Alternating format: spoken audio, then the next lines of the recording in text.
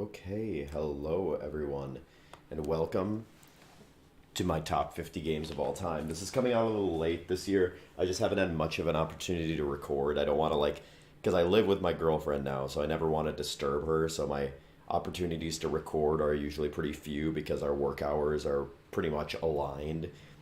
But she happened to work a Saturday this week, so I'm recording this video. Not much has changed since last year. There are some games that got pulled off of the list that I want to look at first as I sort of remove them. Actually, I'm going to go to edit list. This is going to be spoilers for everything else. But we're going to remove them as we go. So I think this is the 50th game. Everything below that is getting removed. Some of these, like BioShock, are ones that were going to be new to the list, but I don't really. Some of these I'm going to talk about, some of them I'm not really. Overcooked, fun with friends, but really not fun if you don't have anyone to play with. Bye-bye. BioShock is one that I genuinely do not understand the hype of it. Like, I get that it's, really. It creates a really good ambience of. It's not really a horror-y game, but it definitely feels, cryptic a little bit. Like it does a really good job of setting the environment. And I will say that, but I don't get why people say it's like one of the greatest games of all time because I struggled to get through it. Like it was one of those games that I thought was going to get better and I pushed myself to finish it and I did, but I never really found what other people did, I guess, with it. Um, I might play the second one, but that's still one that I don't know. I know people say the second one is better than the first, but people also say the first one is really good, so I don't know. That one's getting pulled off. Pokemon Legends Arceus is actually the only Pokemon game that was on the list originally. I think when I made this list for the first time 2 or 3 years ago, I had like Pokemon Emerald on there or something, but it's completely been removed. Legends Arceus is fun, and I'm excited to see what they do with the next Legends game that we, for some reason, still haven't heard any more news on. And I think this is a concept they can really take and go the extra mile with, and Legends Arceus was a really good start. But the world just felt a little, lifeless to me. Like, there are so many better, open world games now have such a high standard that you can't just throw an open world Pokemon game out and be like, good enough. People will love it. People did love it, but I feel like it's kind of tapered off now that people have realized, oh, there are plenty of way better Pokemon, or there are plenty of way better open world games than this. So that one's getting the axe. Smash Bros. Ultimate is one that I feel like might come as a shock to some people because Smash Ultimate is like a very massive achievement in gaming and it's like the Smash franchise, it's crazy to see like how far it's come since the beginning. And like I started playing in the Melee days, but my parents were very restrictive with what I was allowed to play. So when they saw me playing Smash Melee, they took it away and I wasn't allowed to play teen-rated games anymore. Fun fact. But I really started playing when I became a teenager and started playing Brawl was my first big Smash experience. So I definitely have a history with it, but I just think the single player mode in Ultimate is a little lacking. Like I know it's mainly focused on the multiplayer, but there have been better single player modes in previous Smash games, I feel. And I really like I will say this to the end of time, I think Smash Run in the 3DS game was the best mode that they have ever introduced to Smash Bros. And I just want them to bring it back. I think that was really fun, whether you're playing single player or multiplayer, but that is coming from a big Kirby Air Ride fan, so, and it really mirrors what that City Trial does there. But that's why Smash Ultimate is getting pulled off, because these are my favorite games to play. And when I'm judging it against the other games, what games would I rather pull out and play right now? Smash Ultimate is the very niche thing of being like, if I'm if I'm hanging out with my gamer friends, yeah, I'll pull it out and play it, but otherwise, like outside of the multiplayer, it doesn't have much to offer compared to the other things on my list. So that one's getting removed. DK64, I don't have to say much about. DK64 is a fun game, but I really like the randomizer and the quality of life features that it introduces. And now when I try to go back and just play regular old DK64, I realize it kind of blows. Like they have all of the like, because in the game you play as the 5 different Kongs. You have to switch between them to do different things. Each Kong sort of has their own 5 item, like 5 golden bananas, well, 4 golden bananas and 1 blueprint that you have to find in every level, and it requires a lot of switching between them to take advantage of their different abilities. And the randomizer streamlines that by allowing you to switch whenever you want and speeding up the gameplay, where in the original game you had to find a specific barrel that you had to jump into to switch between them, and it's really slow and really annoying. And that, like, to me, is a pretty big design flaw. Like, it just really slows down the game. Mario Party 2 suffers from the same thing Smash Bros. Does, but to an even greater degree. These aren't, like, these bottom games that are below the top 50 are not ordered, by the way. I just knew these ones were getting removed from the list and threw them down here. But Mario Party 2 would probably be lower than Smash Bros. For me. Mario Party is a game, though, that I feel like I can bring out with any group of friends and have a blast, where Smash Bros., like, my parents hate Smash Bros. Because it's too much going on for them. And I have friends who feel that way, too. They hate Smash Bros. And Mario Party 2 is one that I feel like I can pull out with everyone. And I should have put Jamboree on here, because technically Jamboree is my favorite Mario Party game. Mario Party 2 was my favorite Mario Party game. But this one's getting removed simply because there's not enough for me to do in the single player mode for me to have fun on my own. Breath of the Wild might be a controversial pick to remove, but I've said this before. I prefer Zelda when it's more of a condensed open world, where Breath of the Wild, there's a lot of space and travel time. And yes, there's a lot to do, and there's so much, like, individual problem solving you can do, like so many different ways to approach different puzzles. And that's what's so cool about Breath of the Wild, is the amount of experimentation in it, and it's taken up to the next level in Tears of the Kingdom. However, and I'll actually kind of talk about both of them in tandem here, I just don't really care for the open world Zelda games. I way prefer it when it's more of a streamlined game that focuses more on story, where I feel like the open world impacts their ability to tell a good story, because you can knock out obstacles in any order. So they weren't able to really tell a streamlined story. And I feel like that's where Zelda really shines, is where it gives you direction on where to go. And there's a game that is in my top 50 that has an open world, but it's very clear where your objectives are, and there's still a very clear linear progression to it. But it gives you that opportunity to explore a little bit, and I'll talk about that when we get there. But both of these are being removed for that reason. Mario Sunshine is the Mario game I grew up with, and it's really a frustrating game. I think it's more frustrating than Mario 64. Like, Mario 64, there are some weird physics things, where Mario Sunshine, there's just some plain unfair levels in that game, and it's, like, kind of humorous. I also, like, the blue coin thing really kind of rubs me the wrong way. I don't like having to collect all of the blue coins in order to 100% the game. I really like the island aesthetic with it. I think it's really unique and cool.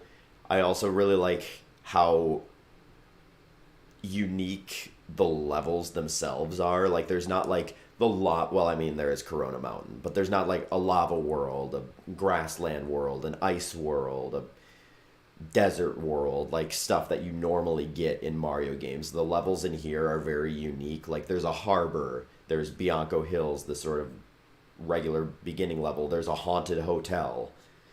Um, However, some of the levels are a little samey. Like Gelato Beach is like pretty basic. Um, I like Mario Sunshine, but it's not enough to push it to my top 50. Skyward Sword. I am forever going to be a defender of Skyward Sword. People hated it when it came out. I think it's sort of getting like the treatment that old Pokemon games get, where after sort of the period of time where people hate the new thing happens, people look back on it with nostalgia and are like, hey, maybe that wasn't as bad as we thought it was. I feel like Skyward Sword is starting to get that treatment. Um, there's just too many repetitive things in Skyward Sword. I love it. I love the game. But the fact that you go to the same three areas three times is a little bit rough to me. I wish there was a little bit more diversity. And sure, it is different every time you go to those areas. You explore different parts of them. But I don't know, the theme of Skyward Sword to me is repetition, and the fact that you fight the Imprisoned, the worst boss in the game, three times, and it gets worse every time, also rubs me the wrong way. So I feel like that repetition is really what sets Skyward Sword down for me. So goodbye, Skyward Sword. I feel like half of this video is going to be me talking about games that are getting pushed off the list. Um, Yoshi's Island is just one that I feel like I haven't played enough. Simple as that. I'll speed it up a little bit. That's all for Yoshi's Island. Cadence of Hyrule is the same sort of thing. I really liked it when I played it last year, so it made my list. But there's just not enough to make me want to play it again. And that's kind of what I gauged when I was comparing other games with each other, is how much would I like to play this game again? Like looking at this game and everything around it. If I were like given the option between these two games, which one would I rather play? And Cadence of Hyrule, I liked it, but I liked it once. I don't think I would play it again. Mario Maker 2 is pretty much just here because I had a really good time with it when it was in its heyday. Now it's sort of tumbled down the ranks. Um, Fun fact about 2D Mario, I still haven't gotten to play Mario Wonder, really. I played it with my brother once, but I don't have it myself, so I haven't really gotten to play it. But Mario Maker, I, again, loved it when it was big, but now it's been many years since then, which is crazy to think about. And there's just not a lot happening with it anymore. Chrono Trigger might be a shock when you think about how much I talk about it. I still haven't finished my playthrough of it on here. I'm about halfway through, but like this might come as a shock to people who hear me talk about it all the time and praise it for its great storytelling. It tells a great story. It was really innovative for the time, and it is like a timeless game. Pun halfway intended, with the story being so much about time. It has the best soundtrack in all of gaming history. Um, but I don't really get what the hype is about the gameplay. Like, people talk about the gameplay of Chrono Trigger like it's the most unique thing ever. And yeah, the fighting in it is very unique, where you are fighting enemies and it's more focused on their placement and you have to time your attacks so you can maybe hit multiple enemies with the same attack. That's really cool, and it makes the battles have more of a strategy than just a regular turn-based game. But I still don't really see, and maybe it happens in the second half of the game. I don't know, because I haven't played that part myself. But I don't necessarily see what makes it better. And part of this is also because I got roasted last year for putting it on my list, even though it was low, having not finished it. So I'm taking it off. It might come back next year because my goal is to finish that this year. Resident Evil 2 is the same sort of thing. It's a brilliant game, and it's like got the best, like talking about bringing back like the environment. I don't play horror games very often, but the few times that I did play Resident Evil 2, it really set a precedent with how much it plays into the survival and the lighting effects. It was super cool, but I haven't played it since then, so it's getting taken off. Kirby Superstar Ultra is another one that's like a fun game from my childhood that I was like, oh, that's probably my top 50 games. But since I've played more games, it's kind of fallen off a little bit. I feel like it's the Kirby game with the most to do. I almost put the Game Boy Amazing Mirror. I almost put that one on here because I played that with my girlfriend and that was a super fun experience. Um, but Kirby Superstar Ultra will always have a place in my heart. It's just that the other games above it are just better in my opinion. Sonic Frontiers suffers from kind of the same thing. It's one of those where I think it could maybe push for a spot like up in here, but it just again isn't something that I would really want to replay. It's very similar in my brain to Pokemon Legends Arceus, where it's like it is a huge step in the right direction, especially for Sonic, because there hasn't been a legitimately good 3D Sonic game in so long. And then they pumped out Frontiers, and it was legitimately like just fun. Um, and again, like it's just fun. Like there's a lot of really fun like challenges throughout the open world that you can do. None of it really makes any sense because it's just a bunch of random rails thrown all over the place in this open world, but it's just fun. Like it doesn't have to make sense. But at the same time, there were some really frustrating parts of the game that I really would like to be polished up if they ever try this again, which I hope they do because they can definitely do it again but better. But for now, this is removed. Town of Salem suffers from the same thing as like Cadence of Hyrule, where I haven't played it, I don't think, since last year when I was making this ranking. And I really like Town of Salem, but it also depends on the people you're playing with. It's entirely online. Sometimes I like to go on and just mess around and um, like just have a good time and not take it very seriously. But it very much is a game that depends heavily on the people you're playing with. And that's why it's getting removed because Town of Salem 2 is out. And I haven't played Town of Salem 2, but from snippets that I've seen, I still think I like the first one more, which is why I haven't given it a chance. Maybe I should because all of the player base has pretty much moved on, but I don't know. For now, it's getting removed. But this is one that very well could come back because it's ongoing. And now we get into the real top 50. So I'll save changes and view the list so that we can reveal them in dramatic order, even though you've already seen the top. The bottom games here, I will preface, I ranked based on pretty much just feels. Some of these games I haven't played in a long time. Like, I very much focus on like one or maybe two games at a time. Right now, I've kind of gotten into well, since I got my PlayStation 5 last year, I've pretty much fallen into, actually, that was this year. So I'm pretty much new to the PlayStation stuff. That was in April because I used my tax return money to get my PlayStation.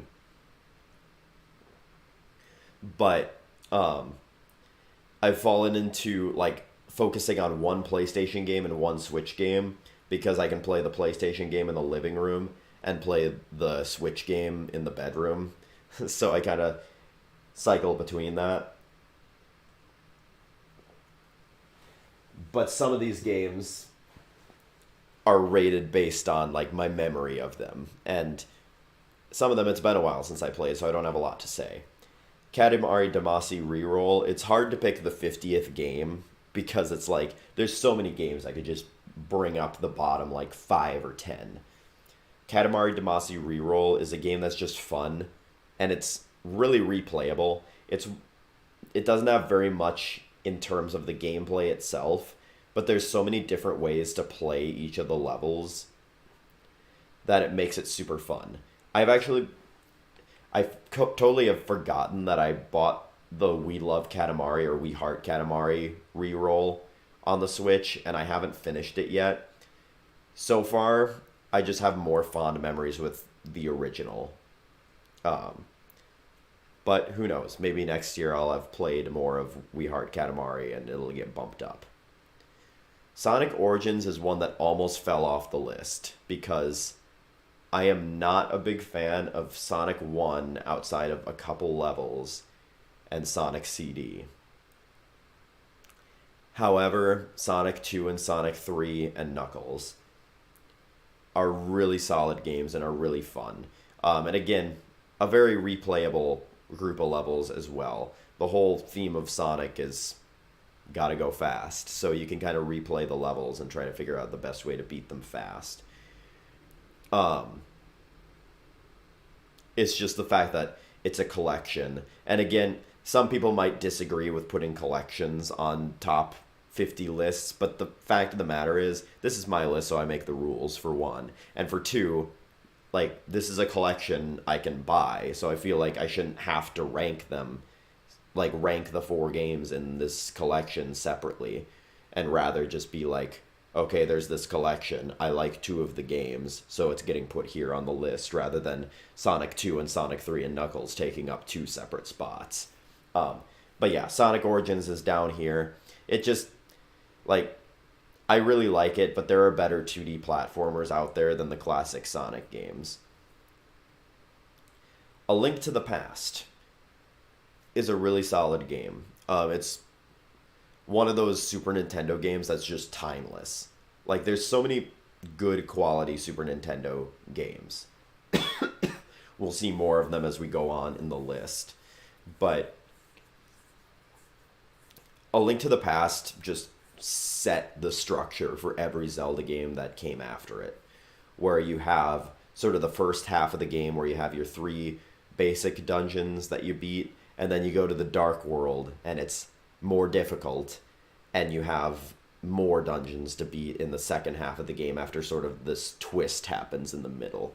And that kind of is how a lot of the Zelda games after it work. I just think it's a really solid game. I think I've only beaten it vanilla once. I've mostly only played it in randomizers, but all that being said, it's just really solid. And it was a massive upgrade for 2D Zelda after the original. Bowser's Inside Story is one that is, out of all of the games on this list, it is the one that is probably most rated on feels. Bowser's Inside Story is my favorite of the Mario RPGs, and that is not an unpopular opinion by any means, other than people who I think grew up with Superstar Saga, which I didn't. Bowser's Inside Story just has everything that I want out of a Mario RPG, and I don't think anything will top it. I bought Brothership, and I heard it's pretty bad, but we'll see. I don't know. Bowser's Inside Story, I feel like, is perfectly balanced in terms of, like, the difficulty creep through it. I do remember having a really difficult time towards the end of the game, but that was, like, 11, 12-year-old me who probably couldn't figure out how to... Like, I was probably running away from every enemy and not leveling up. That's probably how it happened. But I have really fond memories of playing Bowser's Inside Story, and I just think the whole concept is unique, where Mario and Luigi and Bowser have to actually team up for once, and you get to interact with stuff inside of Bowser. You get to be in his body, doing all kinds of stuff to power him up in his overworld, and it's just a really interesting way of going about it. Mario 3, Super Mario World is not on this list. Mario 3 is the top for the 2D Mario games. I just think it's really polished, and I think it was actually this year that I finally went and played every single level in it, and I really like pretty much all of them. And it's really funny to me, like playing through it all now, where when I was a kid, some of those levels seemed way longer than they actually were, especially from like World 6 and beyond. But it was also really fun because I don't think I ever touched World 4 and World 5 because of warps. If I was ever not using a warp flute, I would pretty much play through World 3 and then stop when I got to World 4. It was either that or get all the warp whistles and warp straight to the end of the game and beat it. I never really played those middle worlds. I occasionally did play World 6, and I don't know why that would be, but I did. So, but the fact remains, Mario 3 I like more than Mario World for right now, but I also have never beaten Super Mario World, which is kind of embarrassing to state, but maybe that'll change this year. WarioWare Smooth Moves is kind of the only that might be a lie. I can't remember what's above it, and I don't want to scroll up to spoil everyone. Uh, WarioWare Smooth Moves is one of the most fun like multiplayer focus games there is. The new motion control WarioWare game on the Switch comes close, but it just doesn't quite live up to WarioWare Smooth Moves. And it might just be because I have so many memories of having friends over and playing WarioWare Smooth Moves. And the memories I have playing these games has to come into a factor as well. I really like WarioWare Smooth Moves. And actually, now that I'm thinking about it, a very similar game, Rhythm Heaven, might end up making the list next year. I just haven't gotten around to finishing it all the way through yet. And after getting roasted last time for having a game that I haven't beaten, I'm hesitant to put any new ones on the list. Link Between Worlds is another one I have not gotten to replay in quite some time. But it pretty much does everything A Link to the Past does and upgrades it heavily. The drawing ability is one of the most unique things we've ever seen in a Zelda game. I'm just going to make sure I'm still recording. I'm still good. Sometimes I have fears of that. Um, A Link Between Worlds is probably the most, um, like, it introduced the drawing mechanic where you can become a painting on the wall and walk around that way, and they use that ability very well. It doesn't feel like just a stupid gimmick that they added to have a stupid gimmick. It was really clever. Um, and also the whole idea behind renting items until you find them was super cool as well. Um, I should replay Link Between Worlds sometime soon. Donkey Kong Country 1 feels really low, and I was thinking the same thing, but the fact is, Donkey Kong Country 1 set a precedent for Donkey Kong Country games. They are all very polished, except Returns, um, which is why it's not on the list. But Donkey Kong Country 1 is just really clean for a 2D platformer. There's not really any stinkers for levels in there. And it's got the difficulty down as well. The difficulty curve is huge.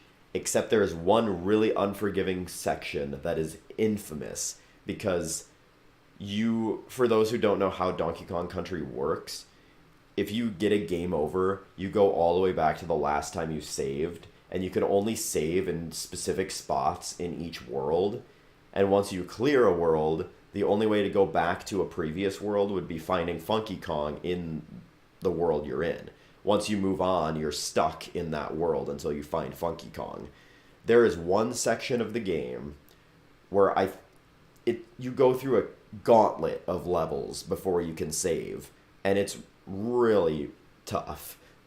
And I feel like I remember game overing there multiple times. I can't remember exactly where it is in the game, which is kind of embarrassing. I think it's in like the ice world area, which also happens to have some of the worst, not worst, but like hardest levels in the series. The one thing that I think brings Donkey Kong Country down a little bit is there's not a lot of variance in levels. Like, I get on Mario games for always having the same sort of like the desert world, the ice world, the lava world, the beach world, the grassland world.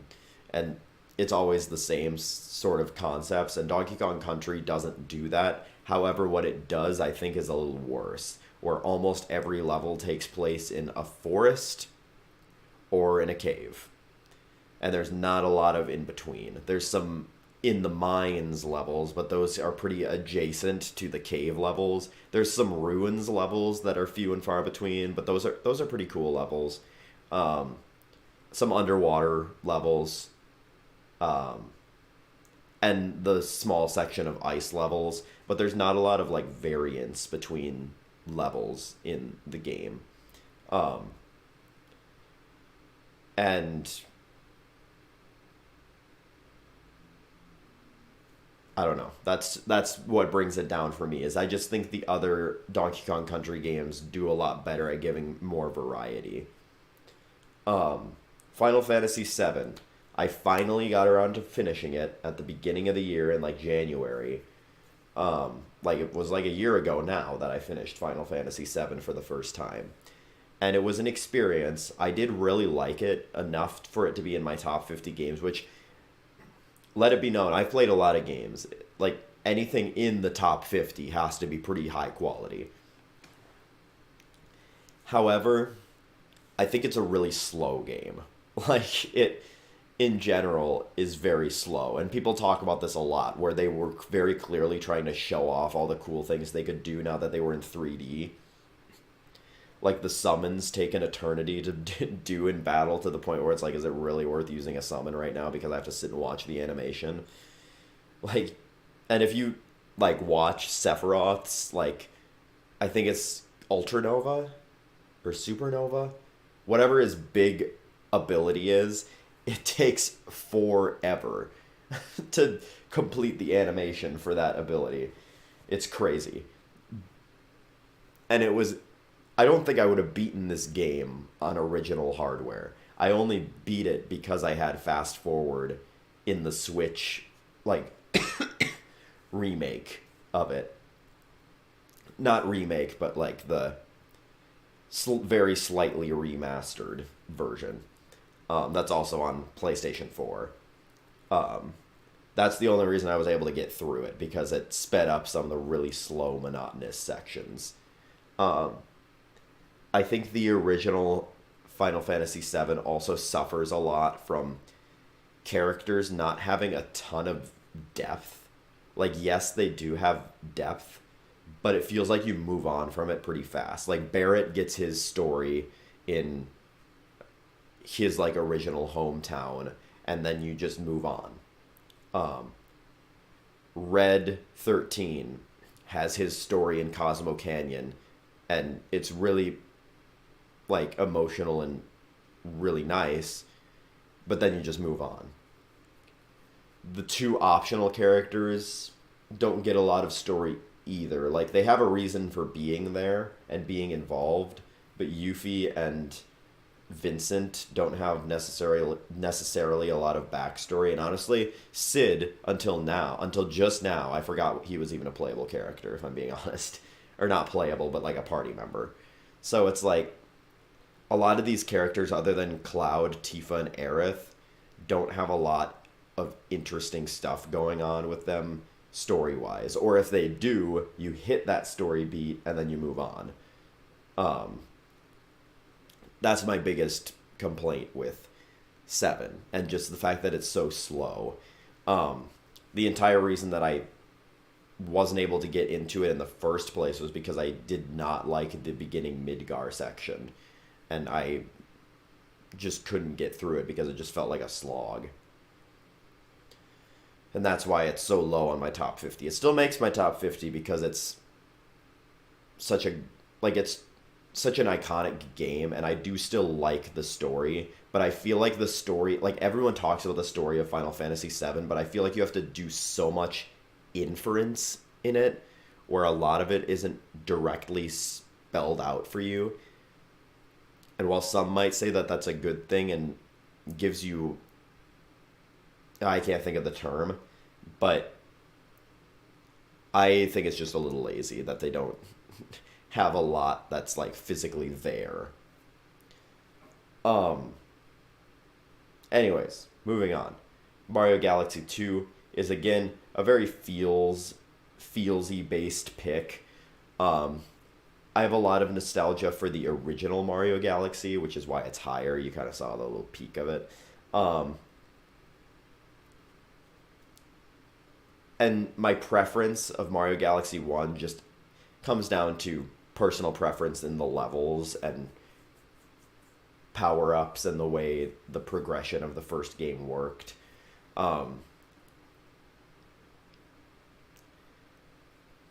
and that's really the only reason. I played Mario Galaxy 2 quite a bit less than Mario Galaxy 1, but I do still really enjoy Mario Galaxy 2. And I think it's just a fun game to play. Wind Waker HD is what I was alluding to earlier when I said there's a Zelda game that does the open world better than Breath of the Wild and um, Tears of the Kingdom, in my opinion. And that's because while the ocean in Wind Waker is still very much open and it's an open world to be explored, you are still given a linear direction. And I really liked HD. If they hadn't adjusted some of the things they adjusted in HD, Wind Waker wouldn't even make my list. It'd probably be my least favorite 3D Zelda game, maybe. But the reason why it's here is because of the Swift Sail, which makes sailing so much simpler.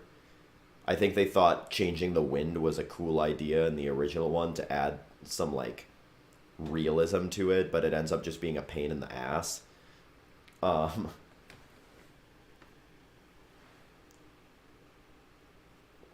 Sorry, I had to take a drink of water.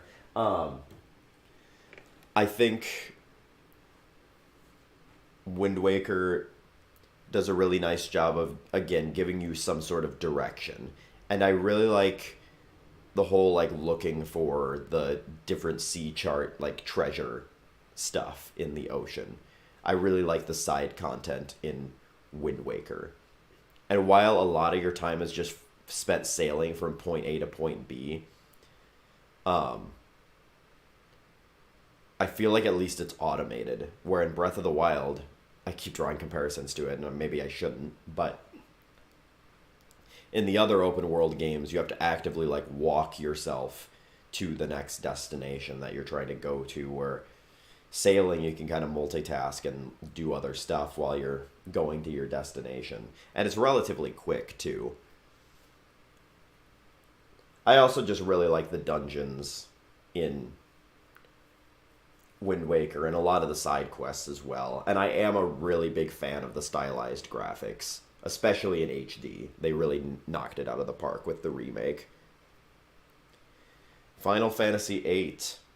This might be my one of the biggest controversial picks of all time to have that above 7. I just prefer the gameplay of 8. Like, that's what it comes down to. The story is a little laughable at some parts and literally made me roll my eyes with the um, stuff between Squall and What's-Her-Face. I can't even remember her name right now. um, it was really cringy how he, like, goes from this brooding teenager who is, like, the dark and mysterious figure to being head over heels in love with, is it Renoa? I think is her name.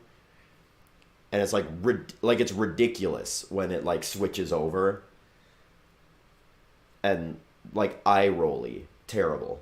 um However, I really think the gameplay in this game is fun, and some people hate it, but I think it's super fun how easily overpowered you can get in this game by playing cards. Like, the way it works is like the cards, you can deconstruct them to get spells back.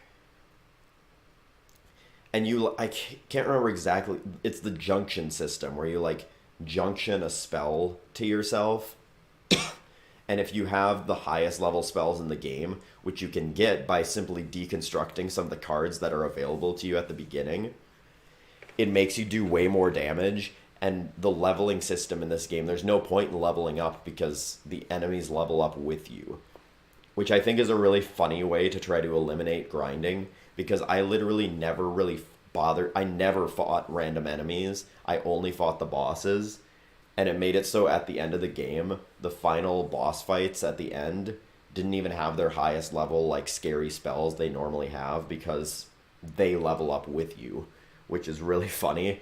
And I actually really like it because it lets me speed through it and just have a little bit more fun than being worried about my level and equipment all the time.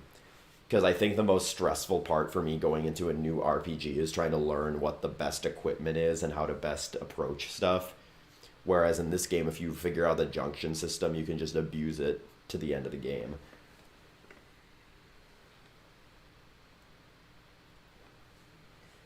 Two semi-controversial picks back to back. Although I feel like Donkey Kong Country 3 isn't that controversial, I just feel like this one is a little less known. I feel like people give up on it really quick. Because Donkey Kong Country 3, most people haven't played it.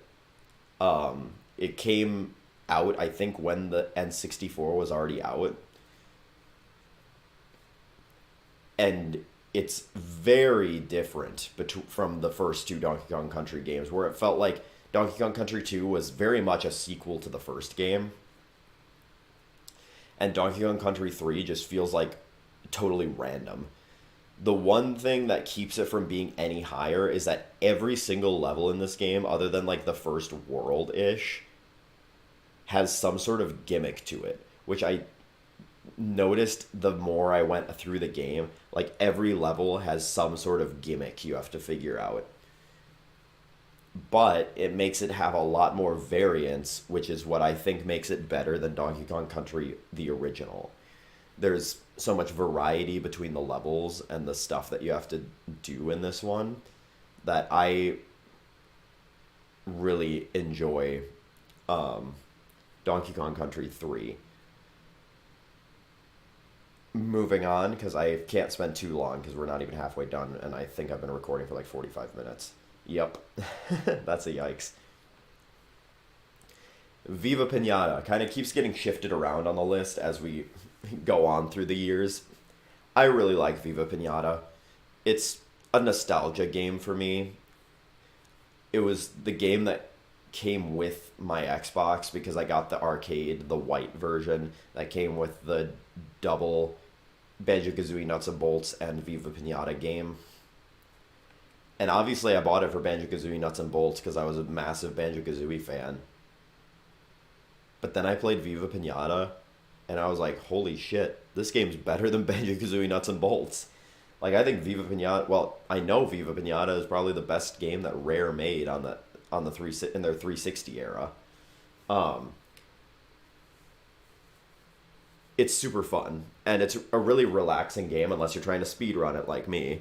I've recently fallen off on the leaderboards and don't really have any plans to really go back to it anytime soon, but it's just one of those things where it just works for me. Like, it's hard to describe. Like, I really like life sim games. Like, once in a while, I like Harvest Moon, Animal Crossing, like, just to wind down. And Viva Pinata, I fell in love with when I was a kid, and it's mostly the nostalgia talking that really likes it, but it's just fun and relaxing, and I really like the gameplay cycle. Especially the beginning to mid-game. The late game of Viva Pinata can be kind of annoying, as I noticed when I did my 160 species speedrun. Once you get to the end of the game, the pinatas just do not behave. Like, the ones that have a long list of requirements to join your garden, they do not behave. They will just, like, say something needs to eat, like, 12 monkey nuts to become a resident. it'll come into your garden, eat 4 of the monkey nuts, leave, and not return for like 3 more days. And it's really annoying. They fixed that in Trouble in Paradise. It's a little bit less like, quote, realistic as a game about attracting piñatas to your garden can be. But Trouble in Paradise fixed that, where they stay in your garden until if you have what they need, they will stay in your garden until they become a resident, which is really nice. I just have a personal preference over like the original over Trouble in Paradise, because I actually played Trouble in Paradise for the first time only a couple years ago, where the original Viva Pinata I've been playing since probably since I was like 8 or 10. And it's just, again, that personal preference. I played Viva Pinata 1 more than Trouble in Paradise, so, and replayed it a lot more. So that's why it's up here on the list. Majora's Mask 3D has a special place in my heart because it's the first 3D Zelda game that I 100%ed.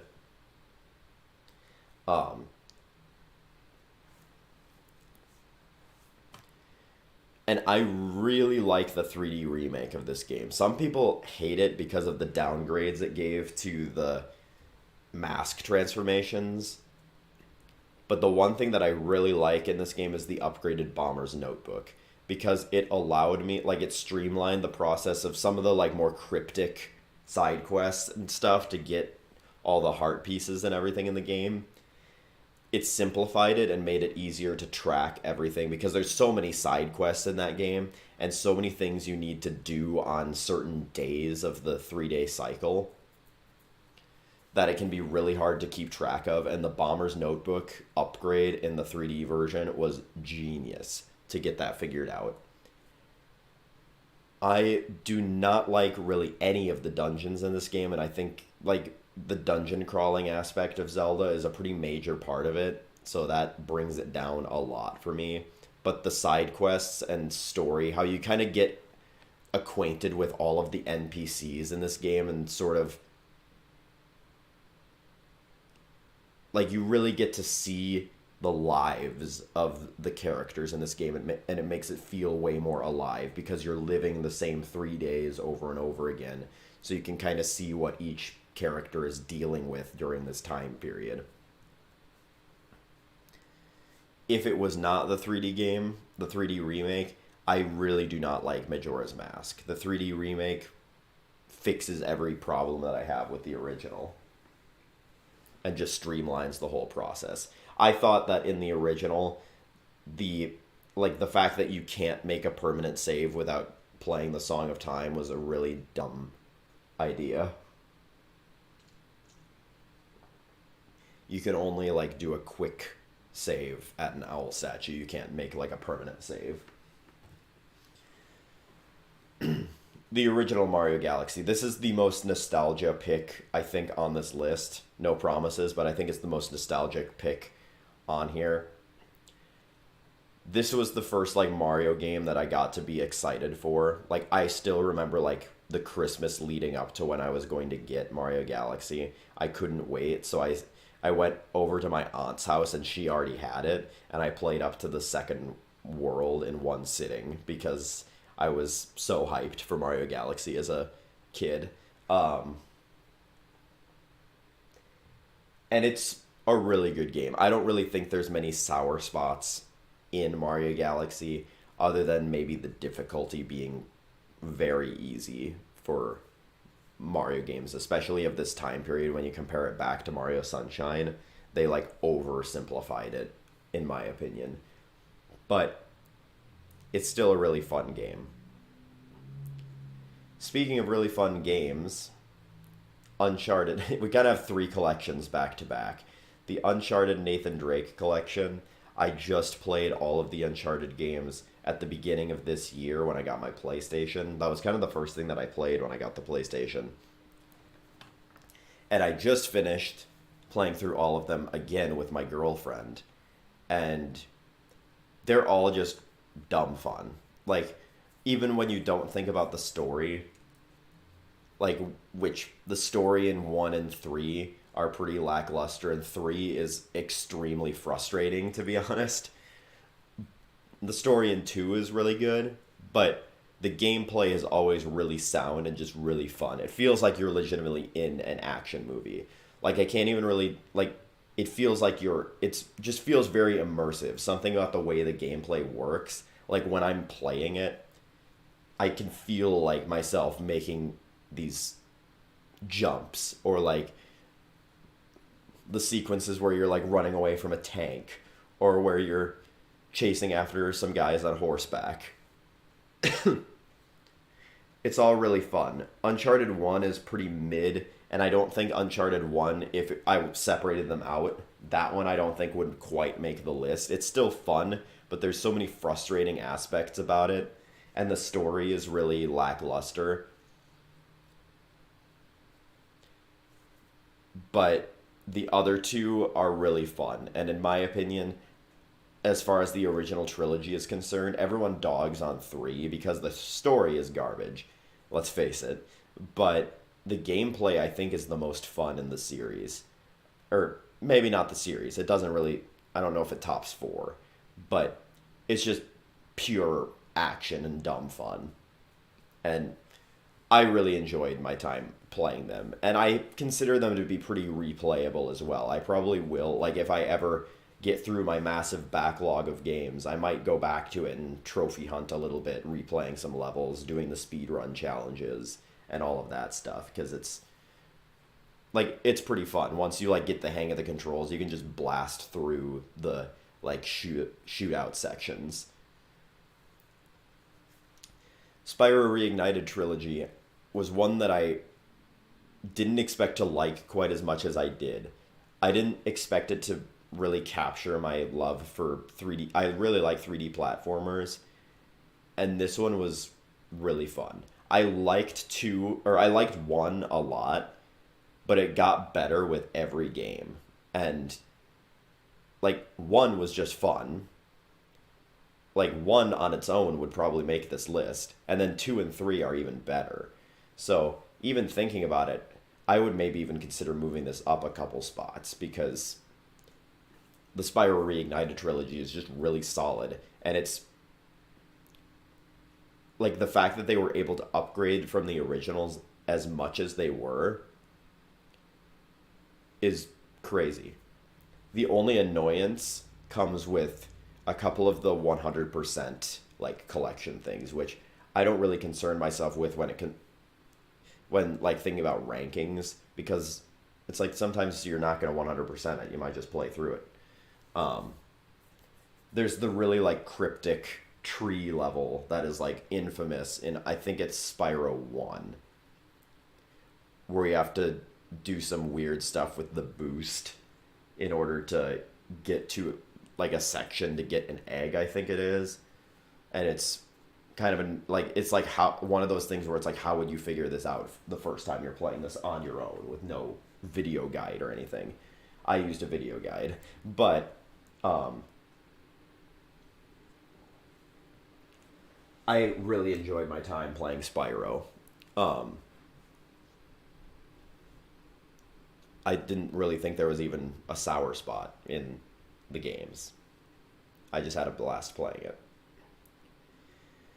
The Metroid Prime trilogy is one that I really should have lowered a bit further, because this is suffering from the I haven't played at all syndrome. This is mostly ranked based on Metroid Prime 1. Actually, I remember my thought process for putting this here. My thought process was, I have played Metroid Prime 1 and I love it. I really liked it, and it's, again, really replayable as well, because there's sort of like a speed element to it. And I also have played a little bit of Metroid Prime 2 and really like it. I have not played any of 3 yet, but like, it's a collection, so I'm ranking it mostly based on the one game in the collection that I have beaten all the way through, and eventually hope to play Metroid Prime 2 and 3, especially before 4 comes out, because I really liked 1. I just think it's a really tight game, and I can see what all the hype is about. Because it legitimately is like taking Super Metroid and putting it in a 3D environment. And it's super cool. Animal Crossing New Leaf is the only Animal Crossing game on this list. I still say New Leaf is way better than New Horizons, mostly just because of how much stuff there was to do in New Leaf. Like with the island, all of the island tour mini games. I feel like the villagers interacted with you a little bit more in New Leaf. I haven't played it in a while. And I just have a lot of memories of staying up hunting golden stag beetles to try to pay off the debt. I also just preferred the way that seasons were handled. Like the holidays, I mean, in New Leaf. And I was a massive collector in New Leaf. I tried to get all of the catalog items in that game, whereas in New Horizons, a lot of the catalog items are just reskins of the same items, like multiples of the same table, but just with different skins on them.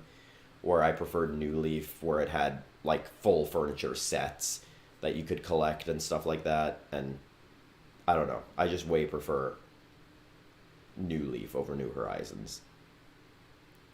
Next is a new addition to the list. I finally played through all of the Phoenix Wright Ace Attorney trilogy, and man, that last case made me realize why people love the original trilogy so much. Because I don't know, that the Trials and Tribulations is like, it makes me almost not even want to play the second trilogy, the Apollo Justice trilogy, because I've heard they're they don't even come close to Trials and Tribulations. It's just like, the first two were good. They were fine. I really liked 1. 2 was okay. And then you get to 3, and it's like every case feels like it has relevance and it matters. Except case 3, but that's always the case. But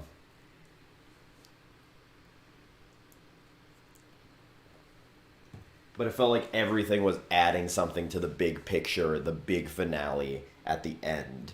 And it just told overall such a good story. Trials and Tribulations was an amazing experience because I had never seen that game before. Like, I had never... Like, I watched the Game Grumps play all of Ace Attorney 1 before I played it myself, other than the additional case. And I watched them play the first 2 cases of Ace Attorney 2. So then getting to 3 and being able to play the full thing by myself and solving everything and figuring everything out on your own. Like, that last case especially just goes through so many twists and turns. It was really entertaining, and I really, really liked it. I do plan on playing the Great Ace Attorney Chronicles sometime soon, and that might make the list next year because I've heard that that one comes close to being as good as the original trilogy. But I don't know. I really like this trilogy, and I actually have some nostalgia for the first game because I played it towards the end of high school. I just didn't finish all of the cases. Speaking of nostalgia, Rune Factory 3 is my favorite, like, life sim game other than Stardew Valley, which we'll get to eventually. I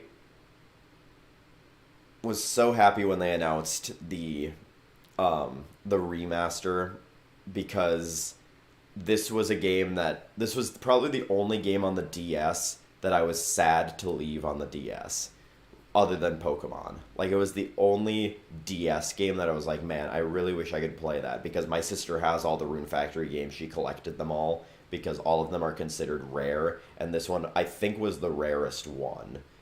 And it was her game, so she has it. But Rune Factory 3 is just perfect, in my opinion. Like, the way you level up all the different abilities between cooking and the actual gardening that you get from the Harvest Moon side of it, and then all of the different options you have for combat. Like, you have different types of weapons. You have, like, great axes, you have daggers, you have dual wielding swords, you have great swords. Like, the fact that they brought so much into the combat was so cool. And I haven't played any other Rune Factory games, so maybe there are others that are better. I've heard Rune Factory from my sister. I've heard Rune Factory 4 is comparable, and she tells me I should try it, and I just haven't gotten to it yet. I just think this one is the Rune Factory for me. And maybe that's like me being a stone face, like a like a boomer who doesn't who's like, I think you know what I'm getting at. Like someone who like is so content with something they don't want to try anything else to spoil their experience with that. Rune Factory 3 is just my Rune Factory game, and it will always sit at the top of my list. Twilight Princess is sort of the same thing, but with Zelda, except I've played the other Zeldas. Twilight Princess is my favorite Zelda game, 3D Zelda game. My favorite 3D Zelda game. It's got the best story. It tells the most cohesive story. And Skyward Sword comes close to it on story. It just, again, loses out just because of the repetitive nature of it, where Twilight Princess, you're going to different areas. When you get to the second half of the game where you're going for the mirror, you go to the desert, you go to the ice area, which the ice area has the most clever dungeon in like all of Zelda. Like the fact that you go through someone's house is so, like someone's house that's been like infested with monsters. I really love that dungeon. The desert is a really cool area as well. Twilight Princess, I could gush over it a lot. The only negative part of it is the bug collecting sequences. I do not like those, and luckily they shortened them in HD. But that's a very small sour spot of what is otherwise like the perfect 3D Zelda game. I just have grown in, like, if you had asked me before I played games like Xenoblade, Twilight Princess would have probably been in my top 10 games. But I've since grown to like more depth in the stories. Like, Twilight Princess tells a very good story, but it's not exactly full of like massive twists and turns. Donkey Kong Country Tropical Freeze was a brilliant game, and I wish they would just make another one. Why do they keep remastering Donkey Kong Country games? Why are we getting another Donkey Kong Country Returns when we could just get another Donkey Kong Country game? Tropical Freeze was so good. It fixed everything that was wrong with Donkey Kong Country Returns, and it was really a return to form. Eating Cheez-Its now because I'm starving.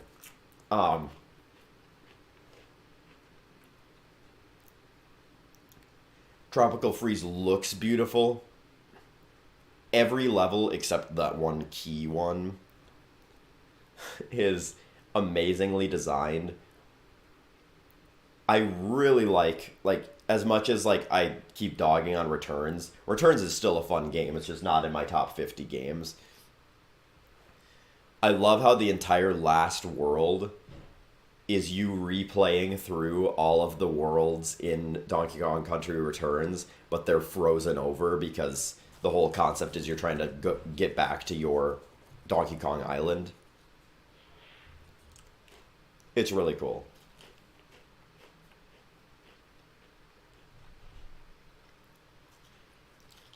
Zelda Minish Cap is my favorite Zelda game. Which might be kind of an unpopular opinion. Not necessarily unpopular, it's just not one that many people bring up a lot, I feel like. I think I was talking about earlier how clever the painting ability is in Link Between Worlds.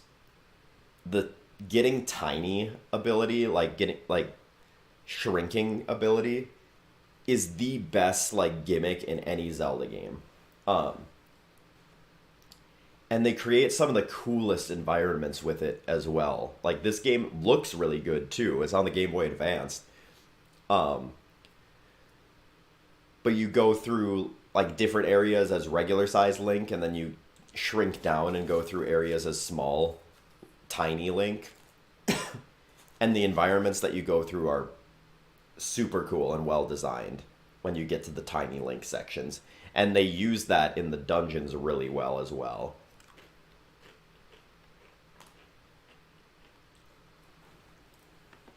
The one thing that's annoying about Minish Cap is how difficult it is to 100% it because you need all of, I think it's like figurines or something.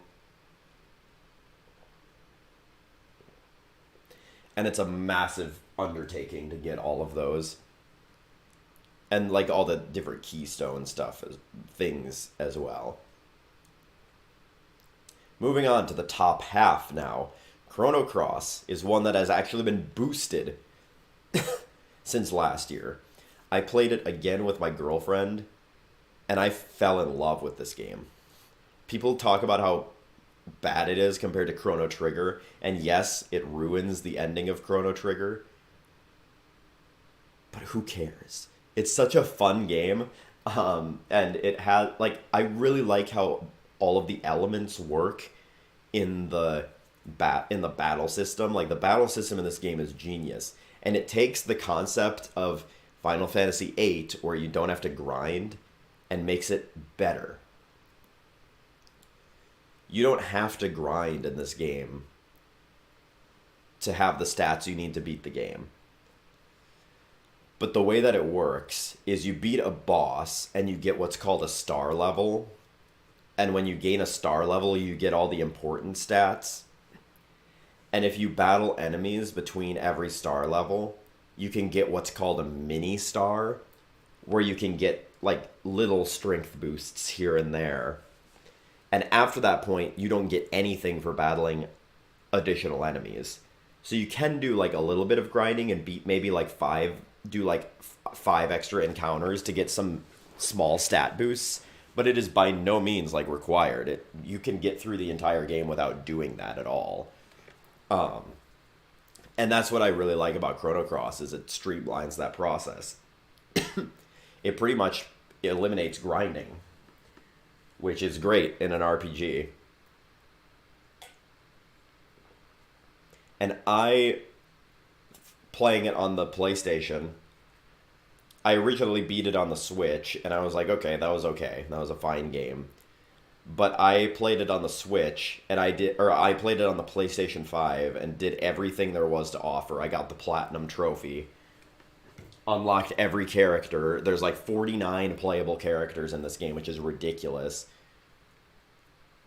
And they're all really unique as well. I mean, they're unique in personality, but the problem with having that many characters is because of like each character has a certain element that they're sort of the master of, like it's their innate element.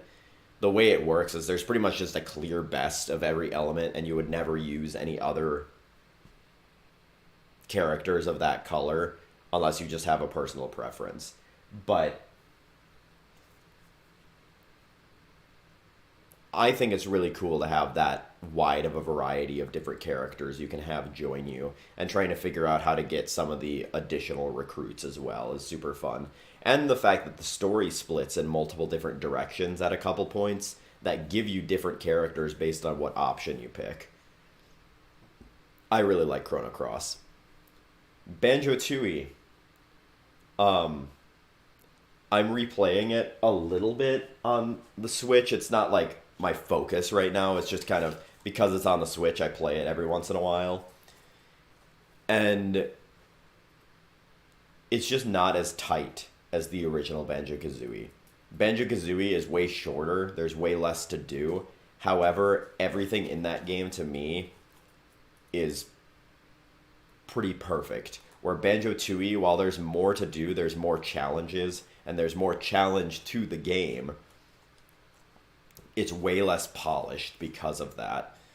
Like, there's so many worlds that are not the best because they weren't as polished up. I've never played through Grunty Industries legitimately. I've only beaten it with glitches, but it seems like a massive pain to do the regular way. Um,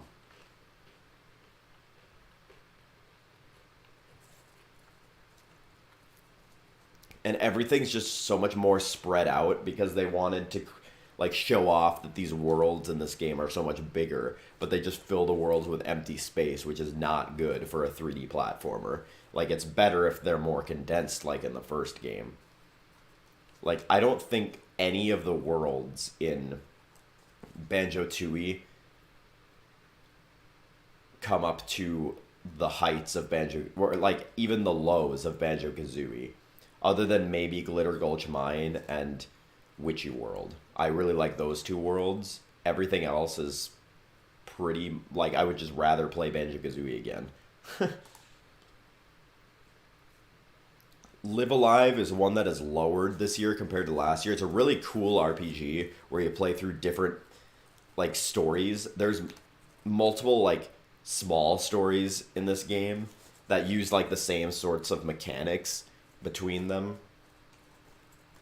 However, all of the stories are, like, vastly different in how they play. Like, the prehistory one is a very traditional RPG, where the futuristic one, where you're playing as the robot, is very story based. I think there's only one battle in the entire game, or the entire story. And then there's a fighting game in it, where it's pretty much like you're playing a fighting game, but it's like RPG elements with each battle.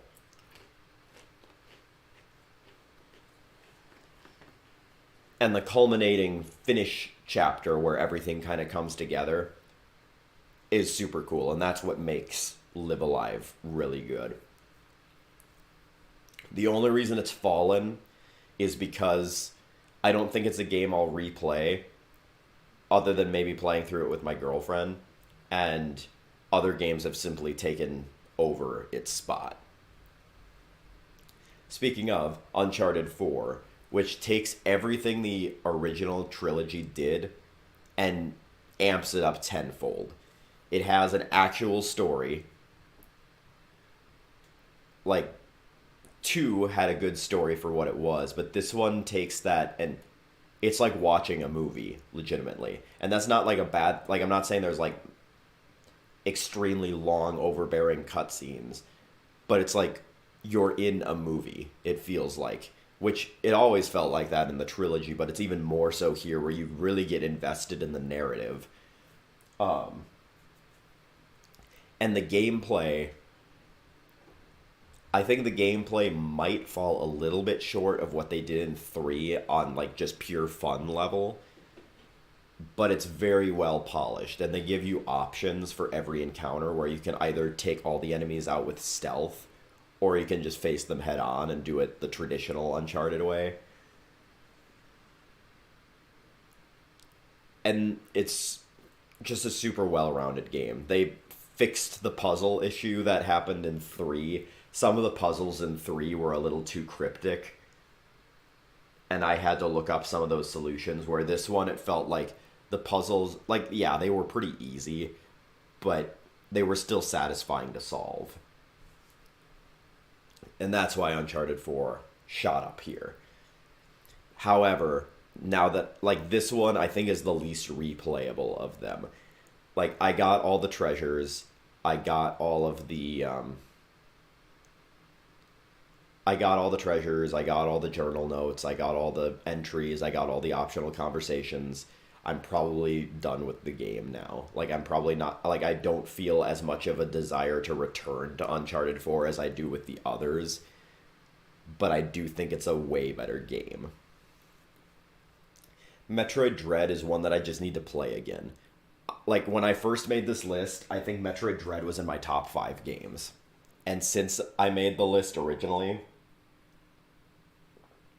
I don't think I've played Metroid Dread since then. It's just one that I need to play again. I love Metroid. I love the 2D Metroids. I just haven't gotten the opportunity to replay it. And it's as simple as that. I don't really have much to say on it. Mario Odyssey is suffering from kind of the same thing, where it keeps dropping a little bit just because I'm finding other games that I'm playing more than it. Mario Odyssey is my favorite 3D Mario game. It's my favorite Mario game, period. I think it's so well done. All of the worlds are super fun. The hat possession mechanic is super clever. I do hope we get an Odyssey 2 eventually because I think they can do more with it.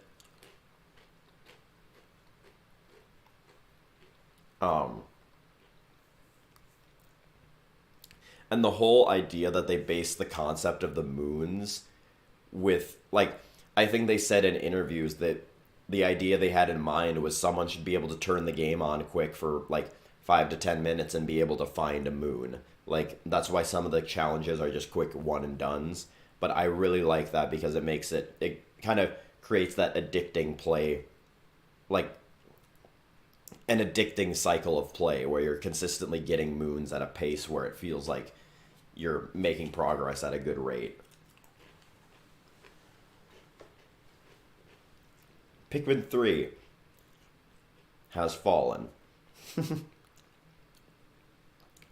Now we're getting into the games that I have a bit more to say about. I say that an hour and 15 minutes into the video, but these ones are way more clear in my mind. And it's not a question as much where they're placed. Pikmin 3. I think it is the most pure fun Pikmin game. It is probably the Pikmin game that I would recommend to anyone who's starting out with Pikmin for the first time. It's the most beginner friendly, and it's just got the most pure fun.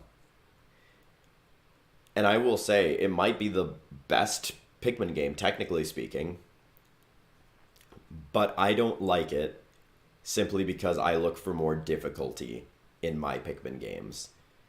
They tried to create more difficulty with Ultra Spicy mode, but that was kind of artificial. It was an afterthought where they just kind of made it so you can't have as many Pikmin on the field, and I think they increased enemy health. But that was about it. Where this game really shines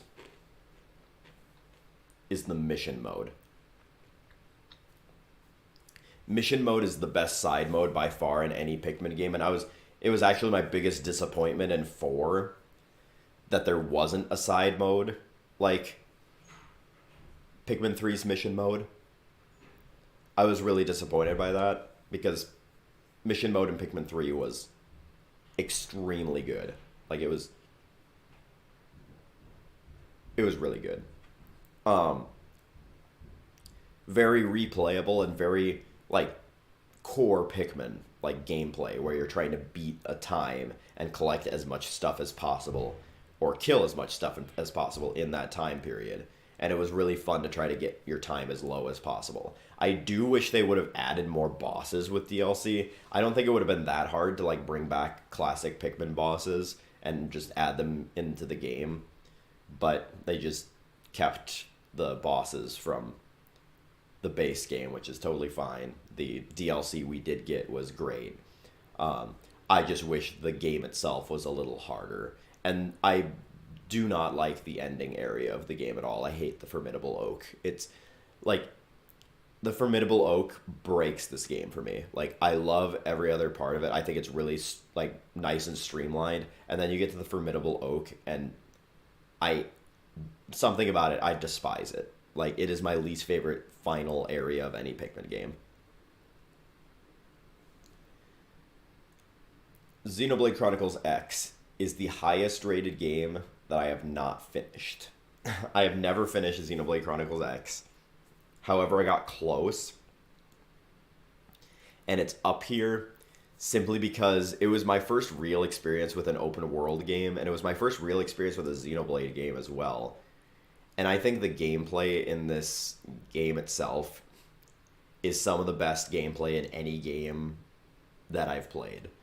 And it's the most like addicting and rewarding you for like it's really rewarding like exploration wise. Like you can find so much stuff just wandering around. And do so much stuff outside of the story, which is why I didn't progress the story because I was busy doing other objectives.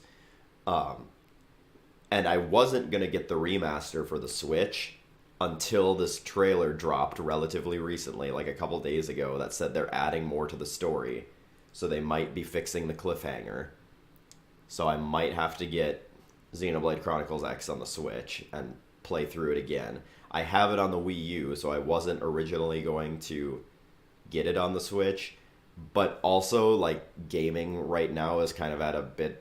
It's stagnating a little bit. There's not as many new games coming out that I want anyways. So I might get Xenoblade Chronicles X on the Switch. We'll see. And maybe that'll bump it up next year. It originally, I think it was in my top 10. It just keeps dropping just because I still haven't beaten it. Pikmin 1, I actually raised. And this is because of my experience with the ROM hack. Now I'm still basing this on Pikmin 1 itself, and that's why it hasn't jumped up further. But in playing the brand new Pikmin Squared ROM hack, which I highly recommend you play, which puts Pikmin 1 in the Pikmin 2 engine, which fixes like everything that is wrong with Pikmin 1. It allowed me to kind of see what makes Pikmin 1 so fun and so good. And I can kind of see why people don't like Pikmin 2, because Pikmin 1 originally was the first game in the series, and then they kind of diverted away from the path it was on. Pikmin 1 was originally like a game about surviving and trying to manage your time in order to get to fix your ship within your 30-day time limit. So it was always about strategizing and completing your tasks in as little time as possible.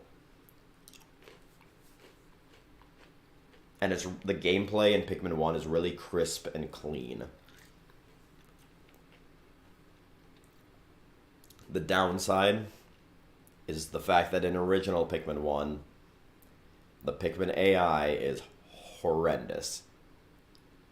And they have random tripping, which when you're trying to play fast and an enemy trips into an enemy and wakes it up, it's not fun and makes you despise that game. However, what Pikmin is about and how they created this sort of like time management game where you're managing all of your resources, all of your 100 Pikmin that you're allowed to on the field, and trying to complete as many tasks in as little time as possible. I can see, again, why people dig on Pikmin 2, because it cuts that completely. And Pikmin 1 is my most nostalgic game. Like, when those credits roll, I've probably beaten Pikmin 1 the most times of any game ever made. And, like, it's nostalgic to me. Like, this is going to sound really cheesy. It's nostalgic to me to the point where I, like, start to tear up when those credits roll at the end of the game. Because I just remember it's like in the movies where, like, the main character, like, sees something that makes him remember, like, go through all his memories. Like, I'm like, sitting there watching the credits playing back every other time that I've beaten the game. Like, times when I was homesick. I remember... This is going to be really gross, but hopefully you're not eating while watching this. I remember one time when I was really sick as, like, a 5 or 6 year old, playing Pikmin 1 and throwing up chicken noodle soup all over my pajamas, sitting in the living room playing Pikmin 1, beating the Emperor Bulbulax. That's a memory I will not forget. But it's my most nostalgic game. Sonic Mania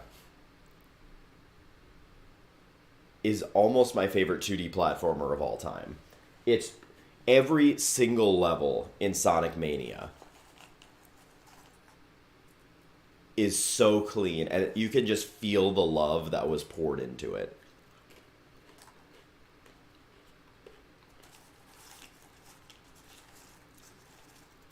And again, there's not much more to say about it. It's just pure fun. And I could replay those levels over and over again. I really like Sonic Mania.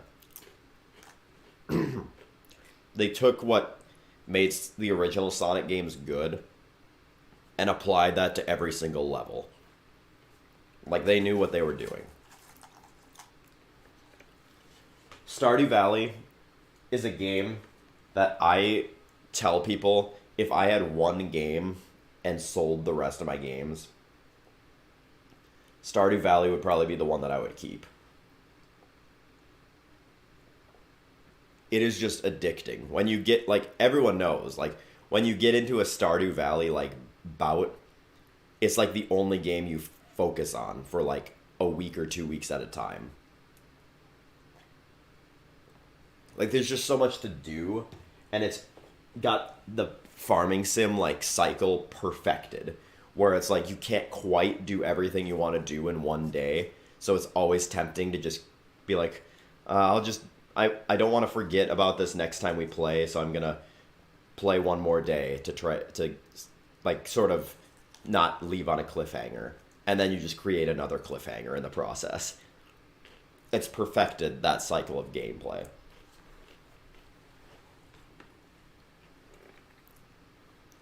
Final Fantasy VII Remake. I really like the gameplay on this one. I was never a big fan of, like, action gameplay, and I was really turned off by it at first. But the amount of care that they put into the story, of all of the foreshadowing and how they play with the fact that most people who are playing this game have already played the original. They know the story. The fact that they give little hints and nods, and maybe not even little, like very not subtle hints to what's to come, is so satisfying. Like, it makes it satisfying for someone who already has played the original to go through and play this one. The sour thing about this game, one, it's all in Midgar, so you don't get a lot of change of pace. It's a lot of walking through the city and through the same environments, which is exactly what caused me to quit the first game, or the original. And the only reason that I kept playing Remake was because I beat the original and know what's to come, and because in order for Rebirth to have its full impact, you have to play Remake. But I hated the ending sequence of this game. It was... Hojo's Lab was way overdrawn. Like, this game is kind of the definition of bloating. Like, they took the first, like, 2 or 3 hours maybe of the original and turned it into a 40-hour experience if you 100% it. And that was totally not necessary, but most of it is valuable. Most of it is extra stuff that's fun. Kind of like The Wicked Part 1, how they bloated the first act of the musical. It's fun. But the ending, where you... like, Hojo's Lab just makes me cringe. I hated the end of the remake, and it really soured me on the experience, because that was, like, the lasting memory that I have of it. I was, like, going into Hojo's Lab, I was like, I'm going to play this again on hard mode. I'm going to platinum this game, and I have not touched it since then, since I beat it, because I was soured on the whole experience. I was not a fan of that ending sequence. Super Metroid is a game that's just like, it's gotta be here. Super Metroid is the definition of a perfect game. Like,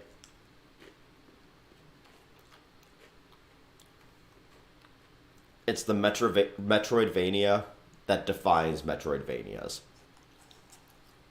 The entire gameplay cycle is so satisfying, where it's like, you come to an obstacle, you're like, oh, I need something to get through here. You find the item, you have to remember all of the instances where you needed that item, you go back and check all of those, and you get more items and more things at your disposal. And it's so satisfying, like, comparing your power level at the beginning of the game to your power level at the end of the game, where you can do like the light speed dashes and stuff like that. And it's just a super satisfying game to master as well, being able to do the wall jumps, the bomb jumps, all of the fun stuff. It's just a really tight game, gameplay wise.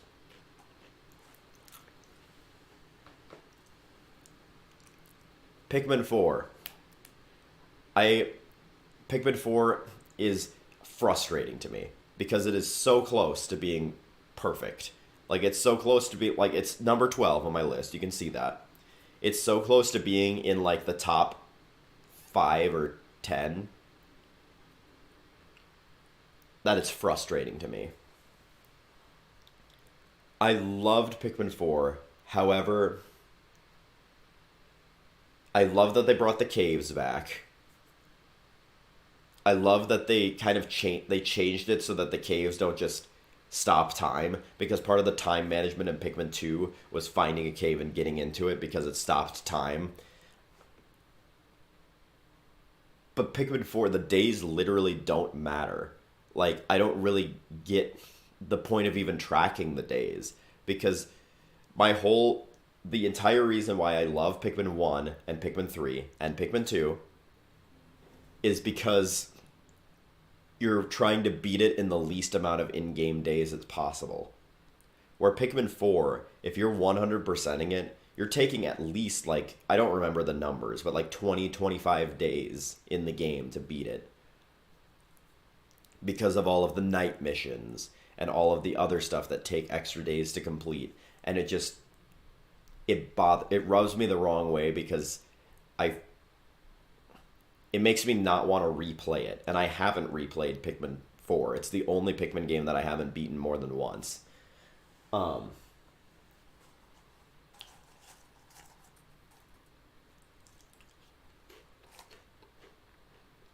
don't know. And the other thing, I understand why they did it, but the fact that they limit you to, I think it's 3 colors on the field at once. I understand why they did it, because they wanted to make it feel balanced while still implementing all of the Pikmin colors into the story, which is something they hadn't done before. Well, it's something that they stopped in 3 and then went back to in 4 because there got to be so many. I get why they did it, because there's so many different colors. Like, if you were to bring out an even number of all of the Pikmin types, you'd be bringing what, like 15, 14 Pikmin of each type? But what it did is it really limited what they did with the overworld. Like, it made it so that pretty much everywhere was, like, only focused around 3 hazards, which I really didn't like gameplay-wise. I really wish every area had stuff for every color of Pikmin to do. That was, like, it's so close that the little things really bothered me about Pikmin 4. And the lack of a really good mission mode as well. I don't think there even is a challenge mode now that I think about it. There's like the extra Danduri challenges, but that's just how you get the white and purple onions. I don't think there's an actual challenge mode in the game, which is really weird, because there's been a challenge mode in every game since 1. Final Fantasy IX. I love the story of this game. I really like the characters and how much depth everyone has. It feels like every character has a part to play, other than kind of Amaranth and Freya to a degree. Freya kind of suffers from the thing that I said all of the characters in original Final Fantasy VII suffer from, where she has her part of the story and then she's kind of sidelined for the rest of it. And then Kina is just kind of around for comedic relief, which is kind of annoying to have a character like that, but still, I really like how much care is put into the story here, how Vivi and Zidane's stories kind of intertwine with each other, and it kind of and how both of those big reveals are so impactful.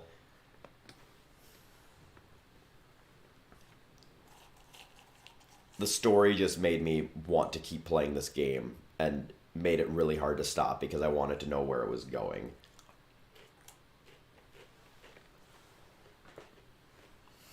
Moving on to our next row.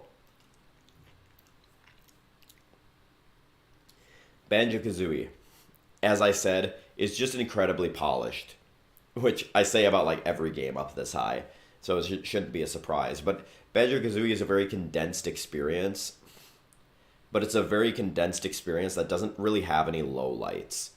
Like, there's some levels that are a little rough, but really, like, when I think about it, the only levels that I would consider rough have very minor complaints attached to them. Banjo-Kazooie, just in general, is a really good, well-rounded game that you can just sit down, play, and have a blast with. Like, in one sitting, you can probably, if you know what you're doing and you're relatively adept at 3D platformers, you can probably get at least through like the fourth world progression wise.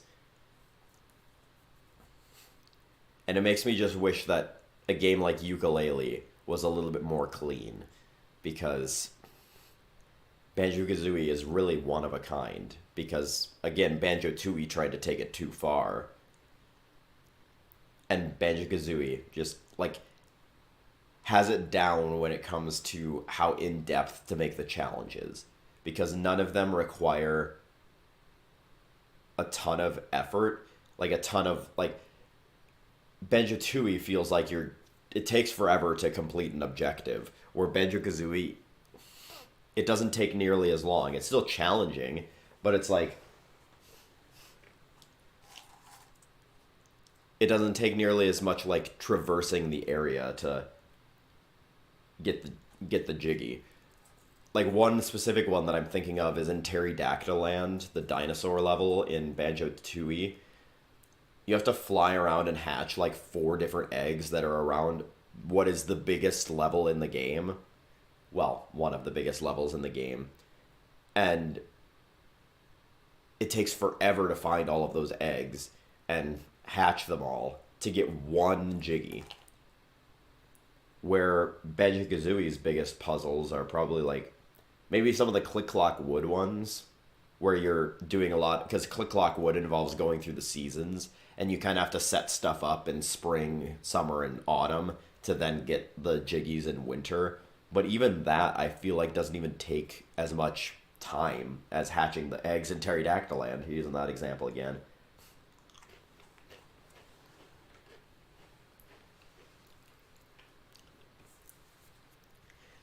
Fire Emblem Awakening is the last real from memory ranking on this list. I haven't beaten this game since I was like 13 or 14, which is crazy to think how long ago that was now. That was like 10 years. But the fact remains that this is what got me into Fire Emblem. It got me into Fire Emblem for a reason. It had a really engaging story and a very strong, large cast of characters as well. And just the way that it was so beginner friendly. Like, this was the do or die for Fire Emblem. If this game didn't sell, Fire Emblem was done. And they succeeded on all fronts. They made it approachable, made it maybe a little too easy for the hardcore fans, but it still remains great. This one dropped a few spots because I didn't feel comfortable ranking it higher than a few games because I haven't played it in so long. But maybe I should replay it this year. I can add that to the list of backlog games. Donkey Kong Country 2, I just love it. It's so fun. There is not a bad level in this game, in my opinion. Some people disagree. Some people hate some of the later levels in this game, but I really think the entire game is like perfect. This is a perfect 2D platformer. And the world themes are very unique as well. There's like a haunted world. There's a theme park world that is in conjunction with like a beehive area. There's well, it's pirate themed, so the first area is a pirate ship. Then you go to the lava world for the second part. It's super unique and it's just really enjoyable to play, and just every level is so tight and so meticulously put together. All of the secrets in this game are super cool. There are a few like really stupid cryptic ones, but again, I don't judge a game too harshly on what it takes to 100% it. I just think Donkey Kong Country 2 is amazing. Xenoblade Chronicles 1 has actually dropped a spot or two. And that's because I think of the Xenoblade games, the really good story ones, it's the weakest. Again, I talk about this with the other RPGs, but Shulk and Fiora get the focus on this game. The other characters have their moments, but they're pretty much, after they have their big character moments, they're shelved, pretty much. Like, they're along for the ride, really. Like, it's like, cool, Ryan is Shulk's best friend, so he's going to be sticking it out to the end, but that's about it. He does have a little bit of cool development where it's like, he's like, now that Shulk is this powerful, why am I even here? Because I've always been his bodyguard. He doesn't even need me anymore. Where then it transitions to him realizing he needs to be there for him for more emotional support than physical support.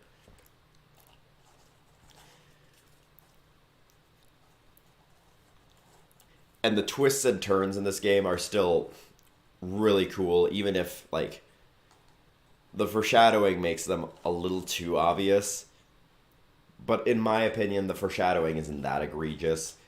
The story in this game is still really astounding, and it's really good. The foreshadowing to me just makes things make sense that otherwise you'd be like, why? This came out of nowhere. The really downer part of this game is what happens right after the opening. The opening is really big and climactic. Like the first 2 hours or so of the game, however long it takes you to get through the Colony 9 sequence, captures you. Like, it is really good at reeling you in and being like, you're in a wild ride. But then the game just abruptly hits the brakes. Tephra Cave the second time is so slow. You're stuck with just Shulk and Ryan, which is a little rough. Like, character interaction wise, it's kind of annoying at times. Then you get to the Juju part, and that whole goose chase is like probably the worst sequence of the game. And this is like probably a 5-hour long portion of the game that I'm talking about here that lost me multiple times when I tried to play through this game for the first time.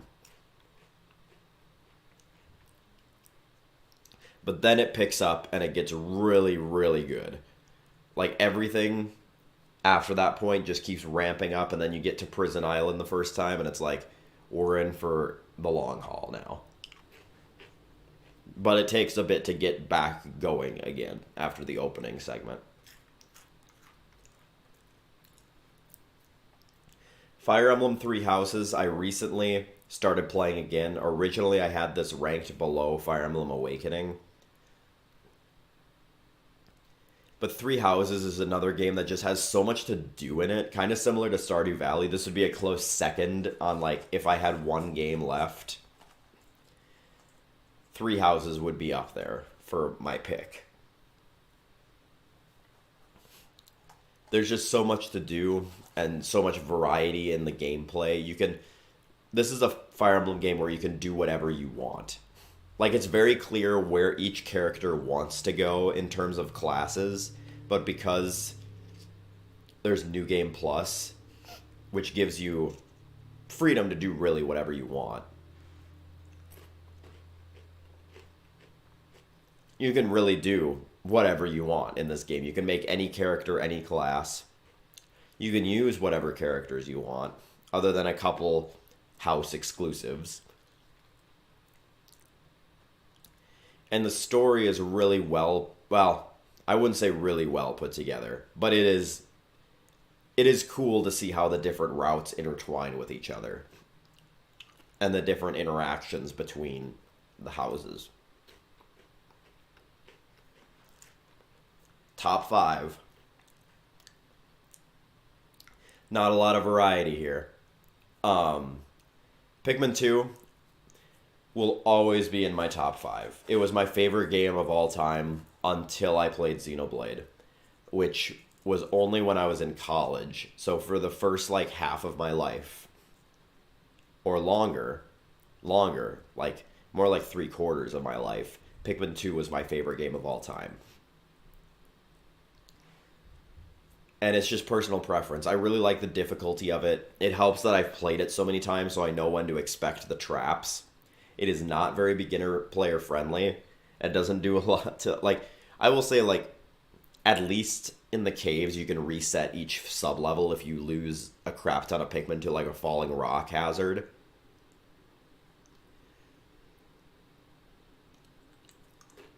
I gotta speed it up. I just saw my girlfriend drive by, so I think she's pulling in now. But I really like Pikmin 2.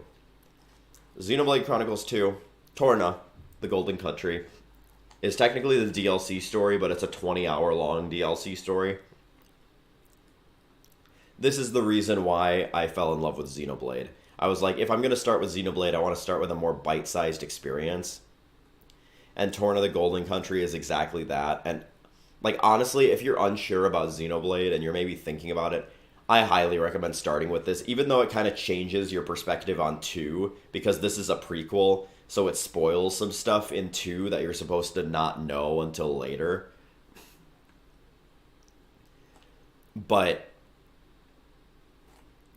if you're unsure and you want a shorter experience to ease yourself into Xenoblade, I highly recommend 2, because it's more condensed and it's a lot of fun. The only sour spot is the fact that it requires you to do side quests to progress.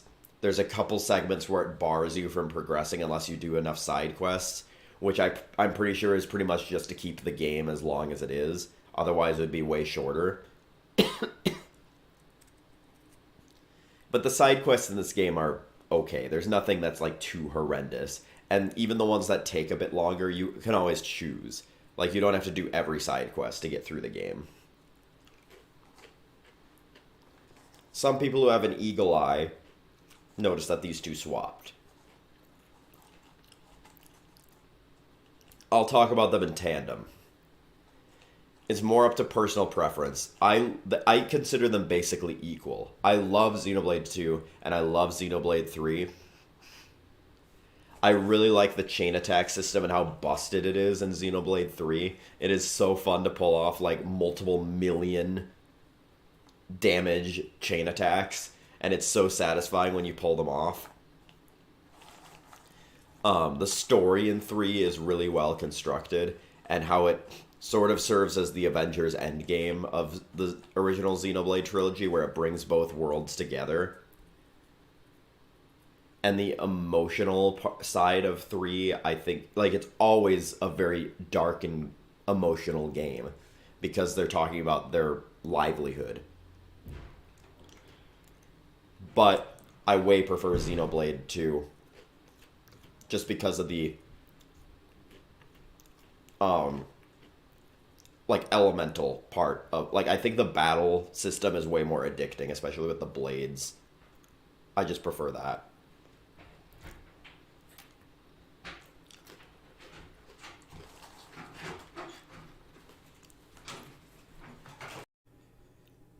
Sorry about the quick cut I had to make.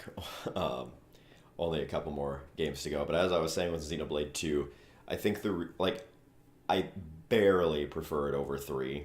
Like, they're pretty interchangeable for me. But what kind of makes the difference for me is the whole blade system in Xenoblade 2. I really like the elemental attacks the um, in the battles, and as confusing as it is to understand the first time because the tutorials are absolute dog shit in this game. Um, the elemental combos are super satisfying to pull off, especially in conjunction with like the regular break, topple, launch, and smash. Uh, and on top of that, I would just like playing for like a little bit and completing the blade affinity charts, where it's like you need to battle a certain number of a specific enemy to take them out. Like I would bring my Switch to work when I worked at Walmart and play Xenoblade 2 in the break room and just take out a couple of random objectives here and there. Like I really like the side content of this game, probably more so than any of the other ones. Um, and that's why 2 has kind of crept up to be a little bit above 3 in terms of my preferences, but they are still very close. And now the game that overtook um, Xenoblade for the throne of my number one game of all time, Final Fantasy VII Rebirth. You can watch my more detailed video that I put out pretty recently on my thoughts on it. But in short, I think this is the most fun game that I've ever played in terms of gameplay. It's just the combat is super fluid and fun. All of the combos you can do, the fact that every character has a very unique play style, it's just all around super fun. And how I remember after I played Remake, I was like, there's no way they can make the other cities in the game as in depth as Midgar after they set us this standard. But they did. They delivered with Rebirth. The complaint that a lot of people have is that the mini games are kind of annoying, but you don't have to do that. So, like I said before, and this one is kind of the biggest culprit of it, I'm not going to be judging my favorite game based on stuff you don't have to complete in order to beat the game. If you really wanted to, you could skip all the mini game nonsense. Um, it's not required to beat the game by any means. You have to do some of them, but not the harder challenges. Um, I will say that I almost had a remake moment where I absolutely hated the ultimate party animal quest line.